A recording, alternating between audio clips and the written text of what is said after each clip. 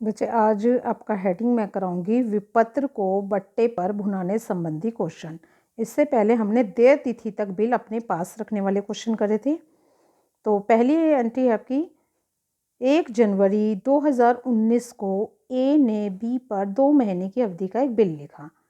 B ने उसे स्वीकृति प्रदान करके ए को लौटा दिया।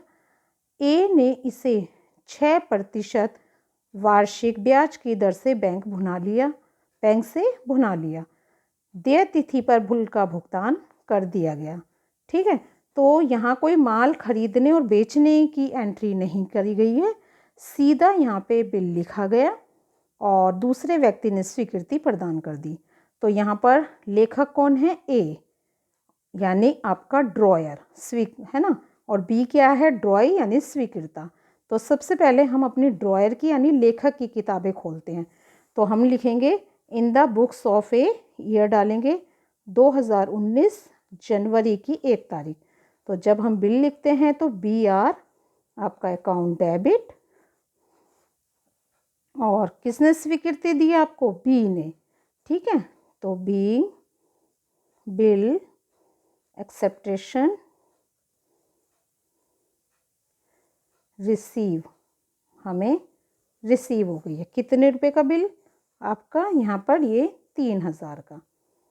3000 आप क्रेडिट में लिखेंगे। ठीक है, ये आपका डेबिट का कॉलम है और ये क्रेडिट का। तो फर्स्ट एंट्री आपकी ये कंप्लीट हो गई। अब जनवरी 1 बी ने उसको भुनाया, तो यहाँ कोई डेट नहीं दी, तो बच्चे हम डेट क्या डालेंगे? जनवरी की 1 तारीख ही डालेंगे। जब आपने बैंक से बिल को भुनाया है तो हम क्या लिखेंगे?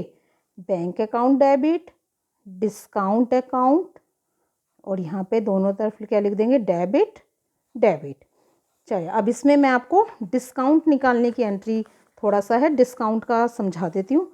देखिए 3000 रुपये यहाँ लिखूँगी मैं। कितने आपको कह रहा है वो? आपको वो कह रहा है 6%। तो हम यहाँ लिखेंगे 3000 गुणा आपके 6%। ठीक है, ये तो हो गया 6%। इसके बाद वो क्या कह रहा है? 2 महीने का। तो ये इसका फॉर्मूला क्या है कि यहाँ बिल लिखोगे कितने प्रतिशत और कितने महीने? 2 महीने। साल में होते हैं आपके 12 महीने। ठीक है, ये मेन डिस्काउंट की कैलकुलेशन है। इसका फार्मूला भी समझाया था पिछली वीडियो में मैंने। 1 0 से 1 0, 1 0 से 1 0, 6 एकम 6, 6 दूनी 12, 2 एकम 2, 2 एकम 2। तो कितना आ गया मेरा डिस्काउंट? 30 रुपये। ठीक है, तो आप डिस्काउंट के सामने कितने लिख दोगे? 30, और 2 बी आर मेरा कितना है? 3000। ठीक है बच्चे, तो 3000 का जब मेरा बिल है तो 3000 में से डिस्काउंट हो गया 30 रुपये, तो कितना बचा मेरा? 2970 रुपये। तो आप नरेशन क्या लिखोगे?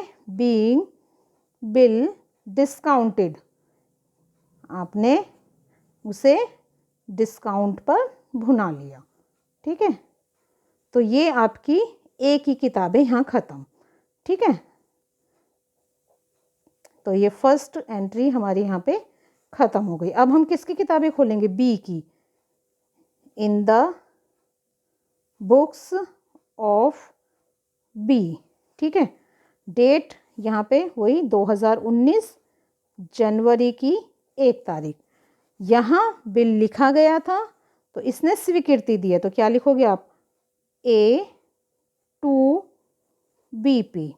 ए यहाँ पे डेबिट हो जाएगा 3000 रुपये, 3000 रुपये।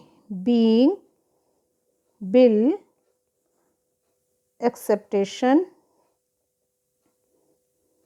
गिवन, वहाँ रिसीव करी थी, यहाँ इसने दी है। तो अब क्या करा इसने? यहाँ तो बिल भुना लिया, इसको तो पेमेंट मिल गई।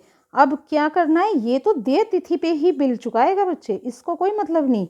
तो यहाँ देय तिथि हम कैसे निकालेंगे? 2 महीने का बिल है तो जनवरी फरवरी आपका है ना, फरवरी तक पूरा। तो फरवरी के बाद मार्च की 1 तारीख, और 3 दिन मैं इसमें क्या जोड़ूंगी? आपके अनुग्रह के। तो मैं यहाँ क्या लिखूंगी? मार्च की आपकी, और 1 और 3 ये आ जाएगा आपका यहाँ पे 4 तारीख। ठीक है, आप यहाँ लिखोगे कैश अकाउंट, सॉरी कैश नहीं आएगा बच्चे, वो तो पेमेंट चुका रहा है ना आपको। हाँ, तो BP account debit to cash account या बैंक अकाउंट, आप कुछ भी लिख सकते हैं, उससे कोई फ़र्क नहीं पड़ता, क्योंकि उसे पेमेंट पे करनी है तो वो कैश भी कर सकता है, बैंक से भी। तो यहाँ लिखेंगे बीइंग बिल पेड। तो ये आपका थर्ड क्वेश्चन कंप्लीट है।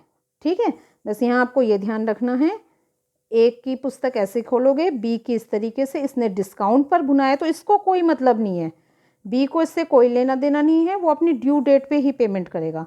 आपको ज़्यादा जल्दी थी, आपने बैंक से भुना लिया 30 रुपये डिस्काउंट देके, तो इसकी किताबों में कोई और एक्स्ट्रा एंट्री नहीं होगी, केवल बिल स्वीकार की और बिल भुनाने की। इसके में बिल स्वीकृति प्रदान करने की और लास्ट में पेमेंट चुकाने की। तो ये आपकी ए और बी की किताबें यहाँ पे कंप्लीट हैं।